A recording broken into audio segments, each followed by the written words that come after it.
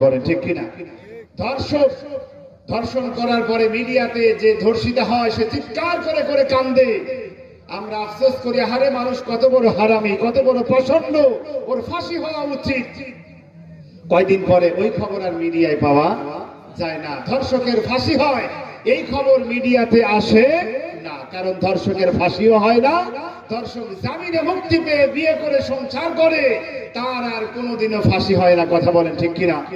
অথচ আল্লাহ রাব্বুল আলামিন কোরআনুল কারীমে বিধান দিয়েছেন, যদি কোনো বিবাহিত পুরুষ অথবা নারী যদি জিনাহে লিপ্ত হয়, ব্যভিচারে লিপ্ত হয়, তাহলে তাকে বুক পর্যন্ত মাটির নিচে গেড়ে পাথর মেরে তাকে হত্যা করতে হবে। বিধান আছে না নাই?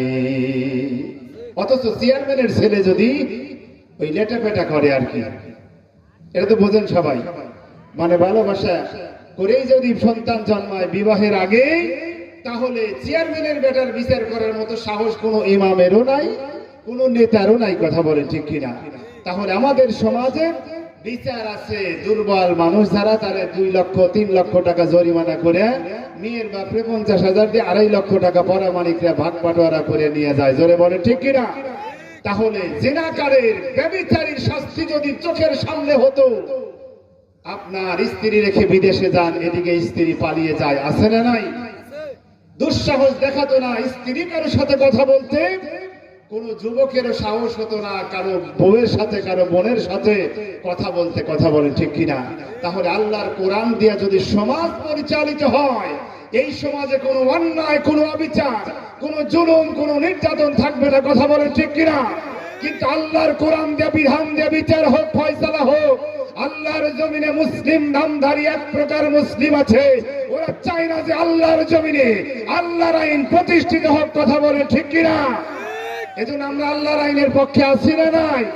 কারা কারা আছে একটু 2 হাত তুলে দেখায়। নারায়ে তাকবীর, লিল্লাহে তাকবীর। আল কোরআনের আলো ঘরে ঘরে নয়, জ্বালাতে হবে কোথায়? সংসদে ইনশাআল্লাহ।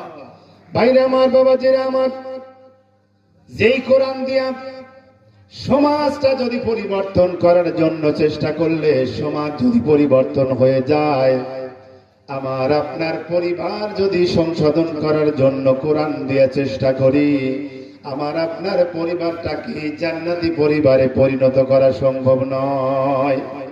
সম্ভব কি না? আমাদের পরিবার যদি কোরআন দিয়ে আমাদের পরিবারটাকে যদি চালায়, তাহলে অবশ্যই আমাদের পরিবার একটি আদর্শ